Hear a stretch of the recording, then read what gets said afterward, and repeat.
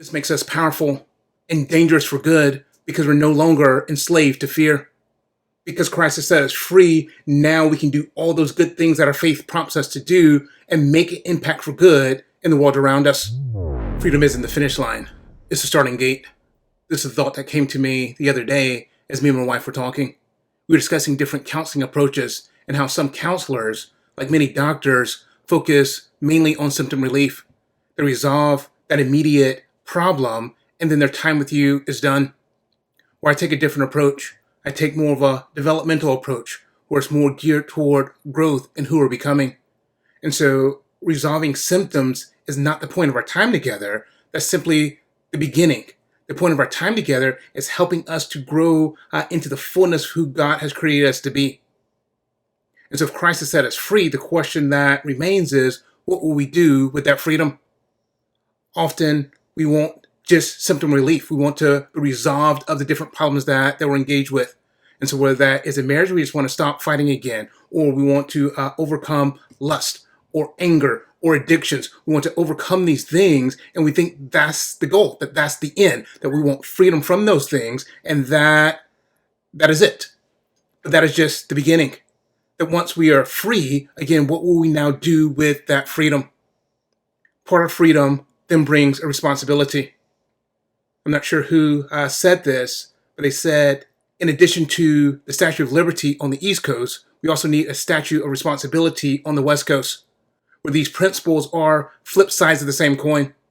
That sometimes we want freedom, but we don't want to accept the responsibility that comes with that. But if we want freedom, then responsibility is required of us as well. And so there's times in which we don't actually want to be free because we don't want to accept that responsibility. And so it's easier to play the victim, whether that is with our sins or blaming others, where it's easy to play the victim because we don't want to accept the responsibility that comes with our freedom. Or we assume that freedom is just about our own indulgence, doing what we want to do, and we're still not taking responsibility to bring more life and goodness into the world. But with this responsibility, we still don't simply drift into greatness. That in order to become great, we have to put things into practice. Only took one course in piano in college, and so I'm not free to play the piano like someone who has practiced for years is able to do. And the same is true when it comes in our practice, whether that is our practice in marriage. We can be free and resolve this latest fight between us and our wife, but are we now practicing our intentional love toward her? We can be free from sexual sin, but are we now practicing how to use our bodies to bless others? We can be free to pursue our calling, that we're not held back in the same way anymore, but are we practicing initiating and bringing our strength to bear into the world around us? And so it's one thing to be free, but now we have to take that responsibility, and with that responsibility now put into practice our strength so we can bring more life and goodness into the world. And maybe this is the crux of the matter. What are we freed for? The apostle tells us that our freedom is not for our own selfish indulgence, but as an opportunity to now serve one another in love. And so we are freed to love.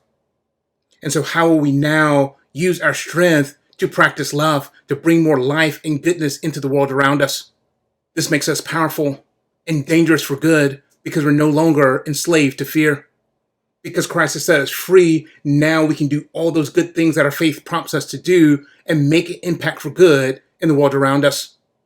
And so recognize your freedom, initiate your responsibility, make those meaningful sacrifices to practice and grow, and finally enjoy your power to then love. This is what I try to do in counseling, not just to take away the pain, but to help men to step into their purpose. And I believe this is what God intends for each of us as well. Don't stop at simply being symptom-free. Don't stop at merely avoiding sin. Don't stop at just getting by. Step into your freedom and discover what your freedom is for. You've been set free. Now live like it. Let me know in the comments what you would do with your freedom. And then check out this next video and let's continue the conversation about how we can rise and reign as kingdom men throughout our life and relationships. Check it out here.